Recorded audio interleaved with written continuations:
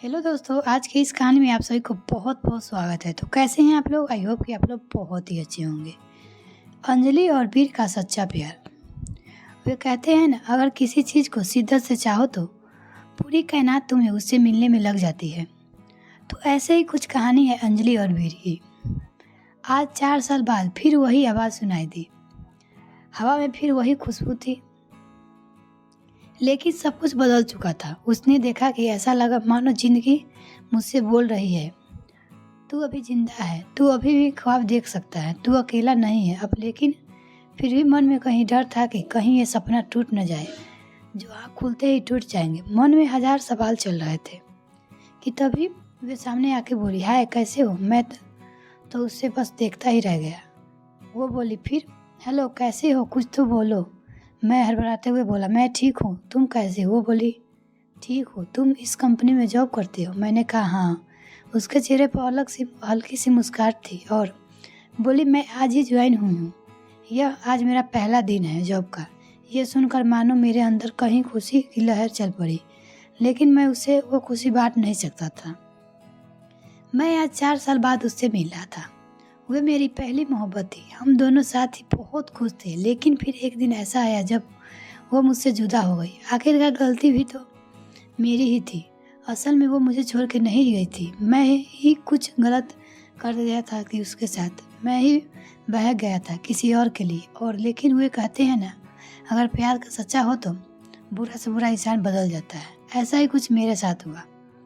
मैं अंजलि को भूल के कभी नहीं भुला पाया। और फिर आज 4 साल बाद वो मेरे सामने आए। क्या बोलूँ उससे, मैं किस मुंह से बात करूँ, कुछ नहीं समझ आ रहा था मुझे। वे मेरे ऑफिस में अभी भी नई नई ज्वाइनिंग हुई थी और उसका सीनियर हूँ। हम रोज़ ऑफिस जाते आते, काम करते और घर चले जाते। 1 महीना हो गया था वो, लेकिन अंजलि ने मुझसे एक बार भी हमारे बीती हुई ज़िंदगी के बारे में बात नहीं की। कभी भी ना वो मुझसे पूछ रही कि मैं अभी उसी के साथ हूँ या ब्रेकअप हो गया मेरा। एक दिन जब शाम के ऑफिस से निकलने का टाइम हुआ तो बहुत बारिश हो रही थी और मेरे पास छाता नहीं था।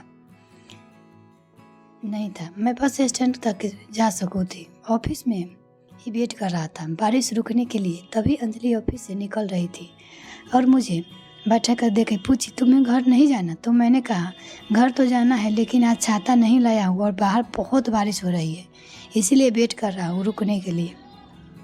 वो बोली ठीक है, फिर थोड़ा रुक के बोली, मेरे पास छाता है, चाहो तो मैं तुम्हें बस स्टैंड तक छोड़ सकती हूँ। मैंने बिना कोई सोच विचार किए हाँ कह दिया और जल्दी से सामान रख के उसके साथ ऑफिस से निकला।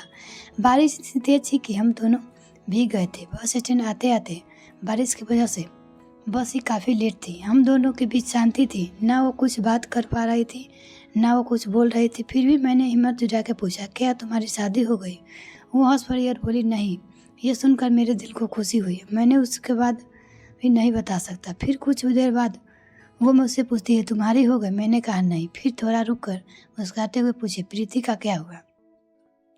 मैं थोड़ा शांत हो गया और बोला, हम साथ नहीं हैं। वो कुछ नहीं बोली, बस चुपचाप खड़ी थी। फिर मैंने बहुत हिम्मत जुटा के कहा, अंजलि मुझे माफ़ कर देना, मैं तुम्हारे साथ बहुत गलत किया। वो चुप ही थी, कुछ नहीं बोली। मैं चुपचाप खड़ा था। फिर थोड़ी देर में बस आ गई। मैं और हम दोनों बस में चले गए। अगले दिन जब मैंने ऑफिस में अंजलि को देखा तो मुझसे उसने पूछा कि क्या सोचा, उसने मुझे माफ़ किया कि नहीं, कैसे बात करूँ उससे।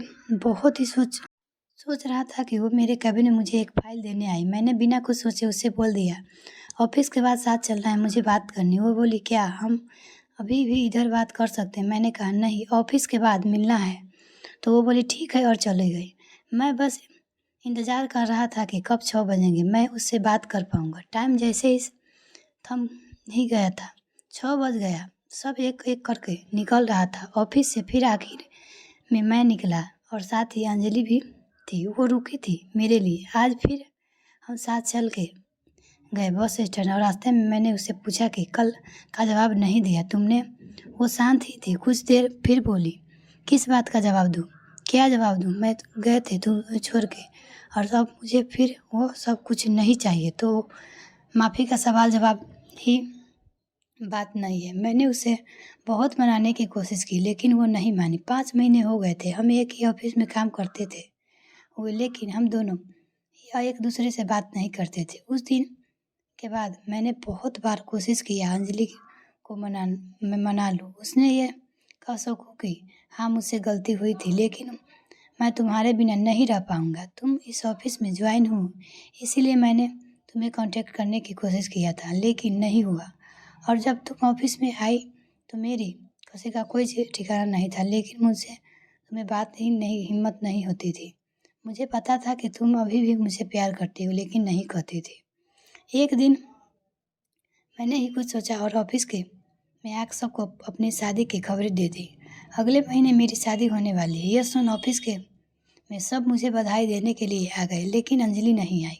शाम को मैं खुद उसके पास गया और पूछा क्या हुआ, तुम्हें खुशी नहीं हो रही है कि मेरी शादी होने वाली? वो बोली क्यों नहीं, बहुत खुश हूँ कि तुम शादी करने जा रहे हो, एक नई ज़िंदगी की शुरुआत लेने जा रहे हो। फिर मैंने पूछा कि तुम मुझसे बधाई देने के लिए नहीं आई जब सब लोग आए थे तो ऑफिस में के तो बोली मुझसे बहुत काम था, मैं बसी थी। मैंने कहा ठीक है और मैं वहाँ से चला गया। 2 दिन बाद रात को अंजलि का मैसेज आया कि क्या तुम सच में शादी कर रहे हो? मैंने कहा हाँ। अगले दिन अंजलि ऑफिस ही नहीं आई थी। मैं सोच मेरे पास कि क्या हो गया कि वो आई क्यों नहीं। फिर मैंने अपने कलीग ने कहा कि अंजलि को फ़ोन कर पूछा कि वो ऑफिस क्यों नहीं आई है। उसने फ़ोन किया तो पता चला कि उसे बहुत तेज़ बुखार है और वो घर पे अकेला है। मैं तभी ऑफिस से निकल गया। उसके घर जाने के लिए रास्ते में फ़ोन कर उससे घर का पता पूछा और जितनी जल्दी हो सके वहाँ पहुँचा। वहाँ जाकर देखा तो अकेली था और उसको बहुत ठंड लग रही थी, कंबल में सोई थी। मैं जल्दी से उठाकर अस्पताल ले गया। शाम तक उसका बुखार ठीक हुआ तो डॉक्टर ने उसे मिलने की इजाज़त दी। मैं उसके पास बैठा, वो सो रही थी। मैंने उसका हाथ अपने हाथ में लिया, फिर धीरे से उसकी आँख खोली। वो मुझसे बस देखी जा रही थी। मैंने धीरे से बोला कि नहीं, मेरी शादी अगले महीने, मैं शादी नहीं कर रहा हूँ। ये सुनते ही वो रोने लगी। मेरे भी आँख में आंसू आ गए। मैंने उसे गले लगा लिया और हम दोनों एक दूसरे को पकड़ के बहुत रोए। फिर हम वहाँ से घर आए और हमेशा एक दूसरे के साथ रहने का प्रॉमिस किया। मिलते हैं फिर नेक्स्ट टाइम फ्रेंड, तब तक के लिए bye. Thanks for watching this video. तो अगर चैनल को अभी तक सब्सक्राइब नहीं किया तो फिर मेरे चैनल को जल्दी से सब्सक्राइब करें।